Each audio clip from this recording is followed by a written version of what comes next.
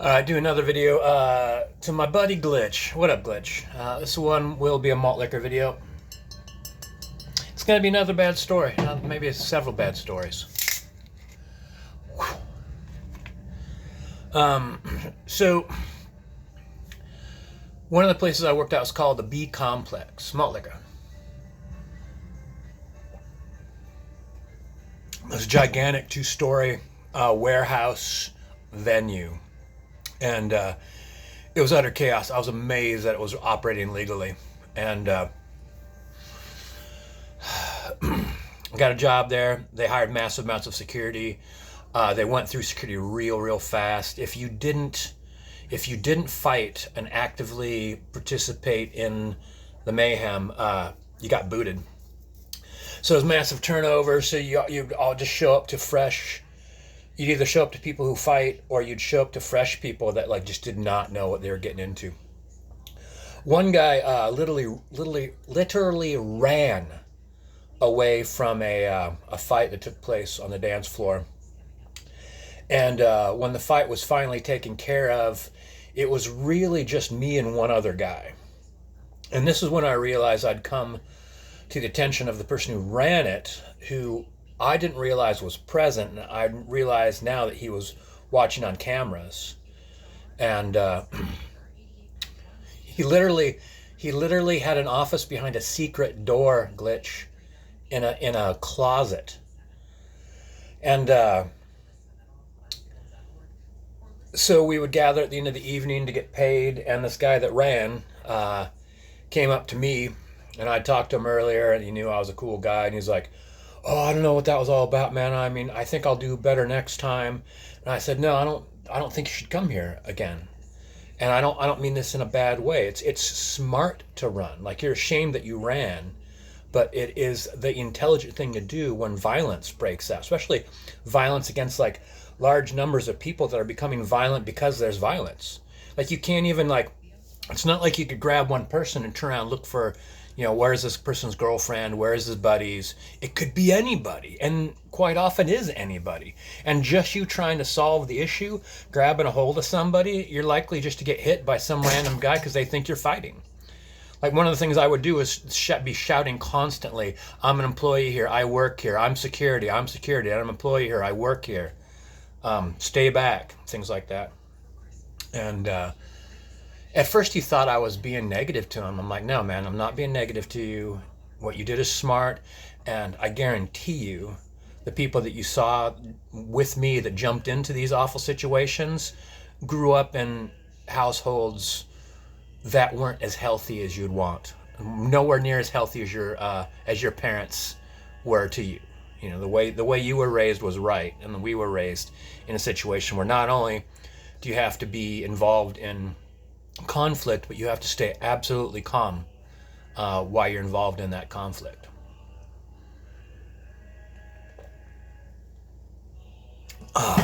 So I go to meet the owner. He wants to pay me because he's going to pay me more. So literally walk up to a closet, and there's people there, and they're like, "Go ahead and knock." I'm like, "All right. Come in."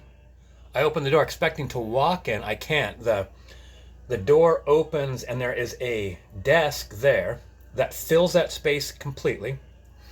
And behind that, there's a guy sitting, and right behind that guy sitting is a wall. So he's like table up to chest, table to door, door closes, and it's dark. There's no lights. I don't think it's a closet. I don't think it's a closet he converted into a secret room or anything like that. I'm betting anything that whole roll-up thing that looks like a closet rolls up to the door and rolls away, and behind that is a whole nother room. And he tells me that he's been watching me. I don't know if he said, "I've been watching you on camera" or something like that. He's like, "You fight every single night. Every single night you're involved in a fight. I'm going to give you 50 extra bucks." And I go, "Thank you." He's like, "You could go." And I go, "Do I close the door?" He's like, "Yes, you close the door." So I close the door on this dark chamber. Malt liquor.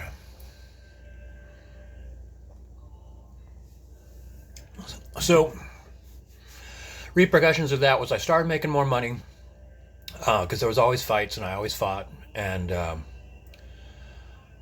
he started hiring less people. Maybe he just ran through the people that were available because I'm pretty sure he started hiring temp people. And yeah, it just got down to a core group of thugs, me included. And I started getting more and more different jobs. I worked at this one place, and they hired punk bands, and I would typically not work a punk venue. And there was venues I did work at that would say like, we have this Saturday. There's going to be something. We're going to need you, and I'm like, what's the band? Because they were starting to hire a lot more punk bands, and they're like, oh, it's a something punk band, and I'm like, I won't work it. And they try to get like pushy with me, and I'm like, well, then maybe we don't have space for you for other concerts. I'm like, that's fine. And then like not only they of course want to be back. So here's what it's the thing that I started learning. So I went to this other place. There's another 2-floor venue, and there was a fight, and it was a punk band thing, and that's always awful. At least I think it was a punk band at the time. But anyway, I remember being fed up with it, and I went down there and said, by the way, I had to fight tonight. And they're like, oh yeah, I know, you okay? And I'm like, yeah, I'm fine. But when a fight is involved here, you're gonna have to pay me an extra $50 on top of what you owe me. And they're like, well, that's not part of the deal we worked out. I'm like, I know, I'm introducing this to you right now. It's not a deal that we had worked out previously, but when there's violence, you'll pay me an extra $50. They're like, well, this is something maybe we'll talk about in the future, but not right now. I'm like, no, right now. So it's an extra $50 with what you owe me. And in the future, that's what it's going to be. And just letting you know. They're like, well, I'm not paying you the $50 because it's not something we agreed on. I'm like, okay, well then go ahead and pay me for this evening, and I won't be working here again. They went, oh, fine. Call back the next day from the owner. Oh, no. We want you back. We want you back. But they're like, yeah, but the whole $50 thing. And I'm like, no, the $50 thing is real. And so we work it out. I go back there and to start my shift. And I'm like, all right, well, before I start, I'm going to need the money. And they're like, okay, here's $50. I'm like, it's $100. And like, you said it was $50 per incident, or $50 a night if there's fighting. And I'm like, yeah, but the last time I said that, you didn't pay me. So you're going to give me the $50 that you owe me for last time. You're giving me $50 in advance for the next time this happens in case you don't pay me again. Because you didn't pay me. And I know what you're saying is I didn't tell you in advance, but like the job required skills that you're not paying for. Like you're not hiring martial artists, right? You're just hiring just dudes to be security. But then suddenly you needed extra skills, be it like maybe I'm a carpenter or I fixed your car after work. That's extra. So you don't want to pay for those skills. But now you feel like you have to because you're having difficulty getting other people that could replace me. So I'm just going to hold that extra 50. And I kept it. So the next time there was a fight, I didn't say, don't worry, you already paid me 50 for this one. I said, and that's 50. So basically I gave them a fine. And I think they knew it. But the thing is, they say they tried different kind of things like that. Like one thing they tried to do was like, hey, you didn't show up to work. Or you're not at work right now and we had you scheduled at 8. I'm like, well, I'm not working there today. I'm working at another venue today. Like, well, we put you on the schedule. And I'm like, all right, well, but you need to schedule with me. And like, oh, no, wait, for people that work here, we put them on a schedule and it's your responsibility to check the schedule.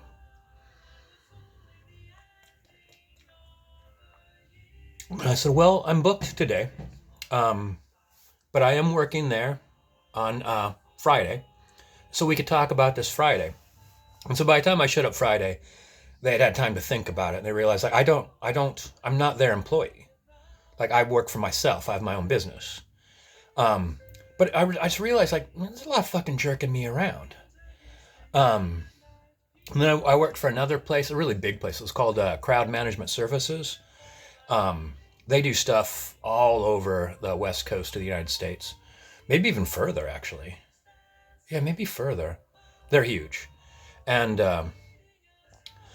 showed up. Got to know everyone right away. Learned the supervisors' names and memorized them. Figured out what I was supposed to do. Started to work on it like really quickly. People started recognizing me as a problem solver. I ended up in what you call it, dressing rooms or ready rooms or whatever for big name bands. Um, and then the band would say like, that guy you sent up was cool. Like, he stood there for like 10 hours. He didn't pee, didn't talk to anybody. Like we like that guy. And then so the guy running the company came to me and said like, you're getting a lot of positive reviews. And I'm like, hey, I'm glad to hear that. And I have a concern. He's like, what's your concern? And I'm like, 11 minutes already. And I'm like, it's hard to book gigs with you.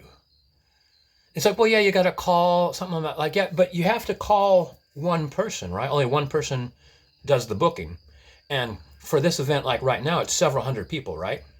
Like, right. So how long does it take this person to receive 200 phone calls? Because sometimes it's towards the end of the week to where I finally just get through.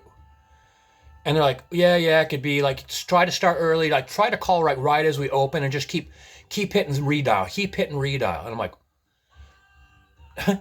no, I don't want to do that. He's like, well, then I guess you don't want to work here. And I'm like, okay. He was like literally telling me that like fucking Megadeth or whoever it was thought I was amazing and didn't pee for 10 straight hours and didn't say anything for 10 straight hours and dealt with issues. They had me like their opener. They had me send the band opening for them down several flights of stairs to use an elevator to make it one floor up above them because they didn't want them walking by their staircase. Like, you imagine walking up to like, I don't know, just like a band that you've heard on the radio and tell them like, hey, you fuckers need to walk back down, get in an elevator, take it back up to your floor and get off there. And they're like, do you know who we are? And I'm like, yeah, I do. I've got a t-shirt with your guys' name on it, but still walk the other way, please. And they told me like, sorry, that's the way we do it. I guess you don't want to work here.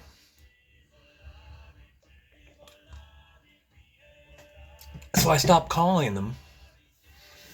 And then I get a call from that guy, and they're like, have you been trouble getting through? We haven't seen you, like, in a couple of weeks. And I'm like, no, I haven't had trouble getting through. I haven't called you guys in a couple of weeks. Like, oh, are you still working? I'm like, yeah, I'm working a lot, actually.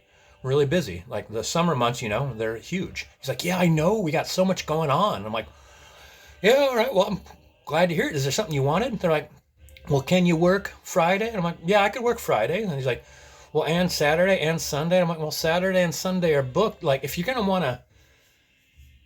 to book me and you have a month calendar in front of you right now, tell me the dates now that you want me to be there and I'll just show up, okay? He's like, well, we don't normally do that. I'm like, fuck me, man. I'm like, well, I'm not calling you. So what do you want to do? And he's like, all right, well, can you work the 10th, the 12th, the 13th? I'm like, yeah. He's like, okay, can you work the 25th, the 26th, and the 27th? And I'm like, yeah. He's like, okay, well. And then continued to call me every week. And so they started becoming my number one employer, which then suddenly I'm like, people are like, well, can you work Friday? And I'm like, oh, I'm booked on Friday. They're like, well, you're starting to become difficult to book. I'm like, dude, it's Thursday. Like, so I'm not your first choice if you called me the day before you want me to work, right? Because I've known about this gig that I've booked a couple weeks out. So you want to book me in advance now or... And then I start introducing, and you're going to have to raise the money. And actually, I started raising my hourly. I think I was raising it to 30. I think I raised it to 30 and dropped the whole $50 if there's a fight thing.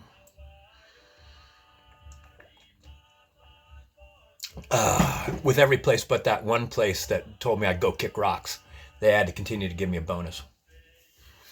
So the thing is, like, it was good working for myself, but the thing is, like, it was people constantly, seemingly like it's kind of like not really trying to take advantage of me, but trying to flex the access to their purse. Like, so what? Like, if you've got like 500 people in there dancing and shit, um, so what? $50. So what? $50. Like, sometimes, like, people up there going crazy and shit like that, and a mic gets smashed or something like that, or the risers tip over and a speaker takes a header. They just buy a whole new speaker, and those aren't $50. Those are really expensive. They're thousands of bucks. I don't know how much a mic is, but like, I know they're expensive too. Um, they just buy another one. So like, with the whole, like, the people working for peanuts or whatever, like, they're, well, you want an extra peanut? You don't even think like, well, shit, yeah, we'd give you an extra peanut. Well, then everyone's gonna want an extra peanut. It's like, well, but we only have one guy doing security up for dealing with 500 people. It was like that, like, over and over again. It's like, I feel like I'm doing okay, and I also kind of feel like you're bullying me. Like, well, I guess you don't want to work here. I'm like, no, I do want to work here. Like, I guess you don't want to work here is a ridiculous thing to say. I do work here. I've worked here, excuse me, rugby. I've worked here a lot. So it's a threatening thing, you know?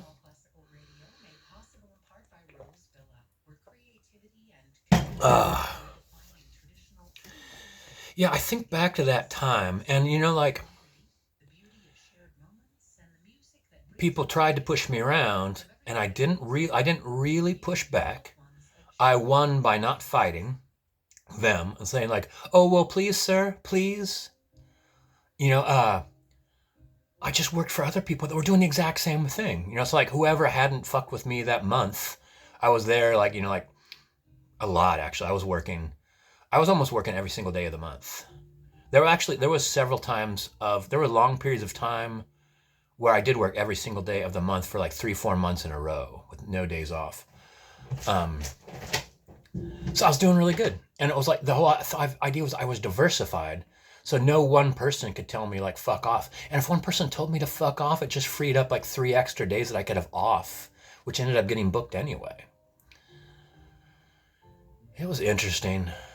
Like, but also kind of icky. Like, icky because, like, you weren't an employee and they treated you like one, but then you didn't have any protections that an employee might have.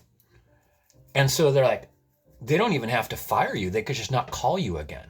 And they could say stuff, like, well, I guess you don't want to work here. It's none of that's in writing. Now, I'm not getting a write-up or a coaching or a counseling notice or sitting down in the office talking to 3 people, talking to HR. It's just like some dude smoking a cigarette with a drink in one hand going like, I don't know, man, sounds like you don't want to work here very bad. I'm like, actually, I don't. Like, I don't want to work at any of the places that I work at very bad.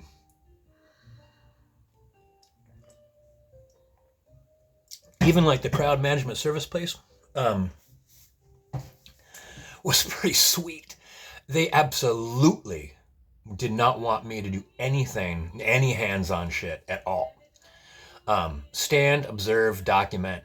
And they didn't, when they say document, they're like, they don't even want you to document. They want you to wear their outfit, their uniform, and they want the numbers.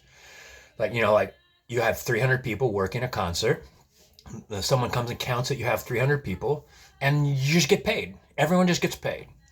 And they, at one point in time, they were pretty nice to work with. At one point in time, I was telling them how many hours I'd worked.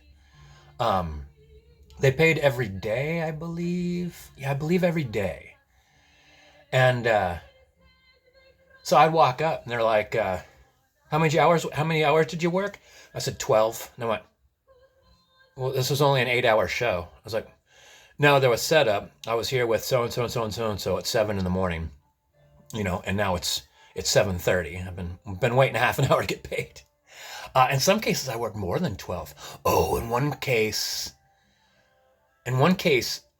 I worked 40 hours. I worked from sun up to sundown, parked on the property. I slept in my van. I checked in advance so no one would be freaked.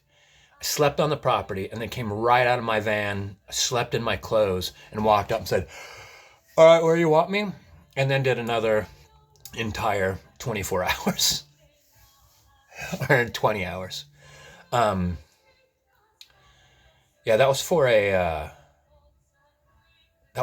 4th of July, for a 4th of July thing.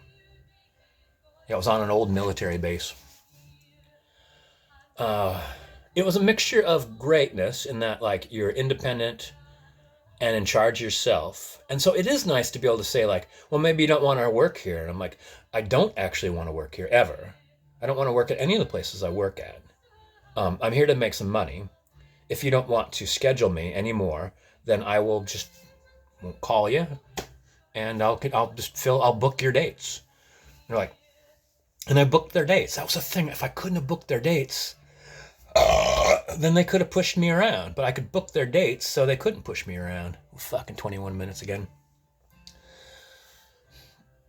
So, overall working for yourself felt good, but it's still sucking dick. I guess you just don't have to swallow when they're done. If you're an indentured servant to a company, they get to finish in your mouth. Sons of bitches. All right, Glitch. Nice talking at you. Sharing awful stories.